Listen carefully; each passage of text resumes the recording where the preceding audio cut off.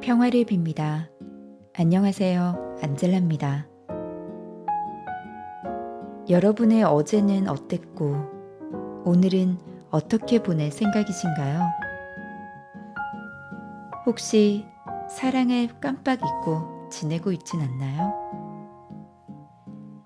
일상을 살아가다 보면 나의 일, 목표, 관계 등 해야 할 것들이 많아 사랑에 대한 여유를 갖지 못하고 지나가는 일이 많습니다. 이렇듯 사랑할 시간조차 가지기 어려운데 우리는 사람을 미워하는 것은 너무나 당연한 듯 약속이나 한 듯 잘하는 것 같아요. 사랑은 주님께서 주신 진리이자 우리의 축복입니다. 사랑을 실천할 수 있는 큰 권한을 주신 주님께 감사하며 오늘 하루 우리 서로 사랑해요.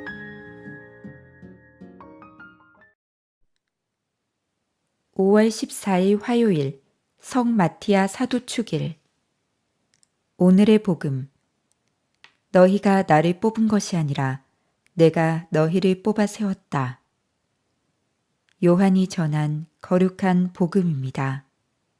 15장 9절에서 17절까지의 말씀입니다. 그때 예수님께서 제자들에게 말씀하셨다. 아버지께서 나를 사랑하신 것처럼 나도 너희를 사랑하였다. 너희는 내 사랑 안에 머물러라. 내가 내 아버지의 계명을 지켜 그분의 사랑 안에 머무르는 것처럼 너희도 내 계명을 지키면 내 사랑 안에 머무를 것이다. 내가 너희에게 이 말을 한 이유는 내 기쁨이 너희 안에 있고 또 너희 기쁨이 충만하게 하려는 것이다. 이것이 나의 계명이다. 내가 너희를 사랑한 것처럼 너희도 서로 사랑하여라. 친구들을 위하여 목숨을 내놓는 것보다 더 큰 사랑은 없다. 내가 너희에게 명령하는 것을 실천하면 너희는 나의 친구가 된다. 나는 너희를 더 이상 종이라고 부르지 않는다. 종은 주인이 하는 일을 모르기 때문이다.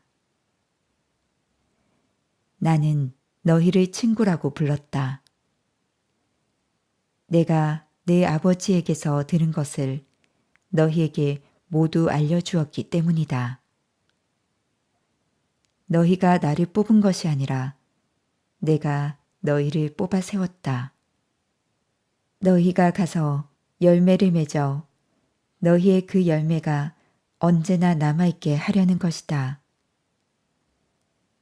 그리하여 너희가 내 이름으로 아버지께 청하는 것을 그분께서 너희에게 주시게 하려는 것이다. 내가 너희에게 명령하는 것은 이것이다.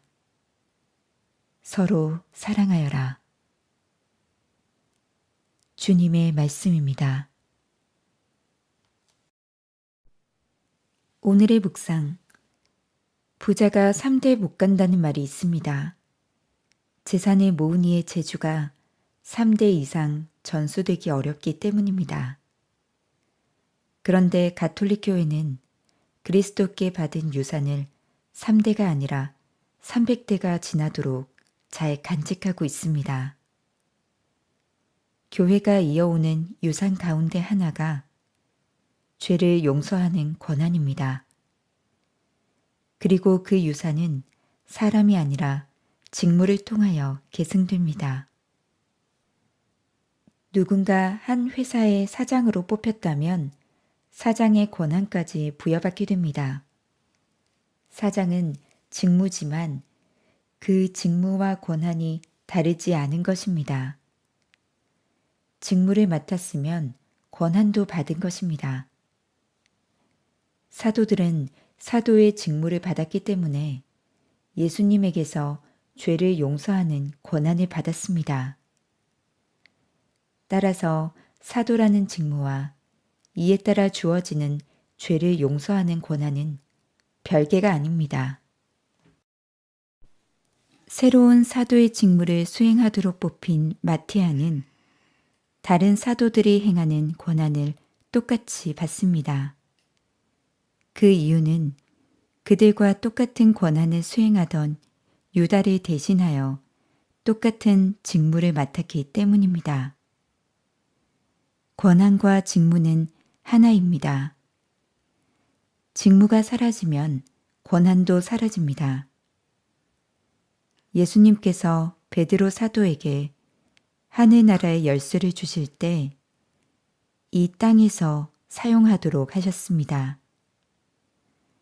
만약 직무를 새롭게 수행할 일을 뽑는 일을 멈추게 된다면 땅에서 풀면 하늘에서도 풀리는 이 열쇠의 특별 권한도 더 이상 이어지지 않을 것입니다. 이런 의미에서 성경에 기록되어 있는 마티아 사도는 교회의 직무 수행을 통하여 계속 죄를 용서하는 권한을 계승하고 있음을 보여주는 큰 상징입니다.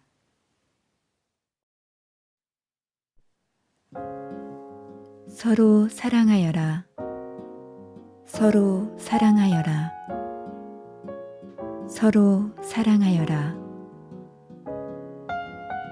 사랑 안에 머무르시는 주님, 제가 사랑하는 사람도 미워하는 사람도 불편한 사람도 주님의 사랑으로 감싸 사랑의 열매를 맺는 사람이 될 수 있게 하소서. 아멘. 평화를 빕니다.